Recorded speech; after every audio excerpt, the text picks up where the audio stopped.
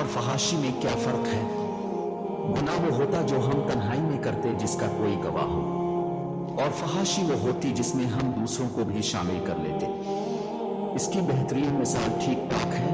ठीक टॉकर्स नाजेबा कपड़े पहनते हुए बेहुदा हरकतें करते, म्यूजिक हराम सुनते और वीडियोस लगाते हैं। अगर ये सब वो अपनी हद तक रखें तो गुनाह है, पर वो इसमें सबको शामिल करते तो वो फहाशी करते हैं।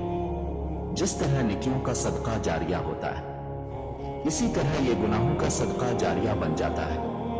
मुसलसल अमाल नामे में गुनाह शामिल होते रहे, फिर बेशक हम वो ना छोड़ दें, मुआफी मांग लें, पर हमारी वजह से जो गुनाहों में मुब्तला हुए इनका हिसाब हमें देना होगा। जैसे सदका जारिया वाली नेकियों का अजर मिलेगा, और जो फहाशी में शामिल होंगे उनको भी गुनाह ही मिलेगा। फहाशी का हिस्सा बनकर ये मत समझी कि सिर्फ इनको गुनाह मिलेगा। इसीलिए कोशिश करें कि न किसी गुनाह का हिस्सा बने और न ही किसी फहाशी का हिस्सा बने। खुद को बचाएं और दूसरों को भी तलकीन करें।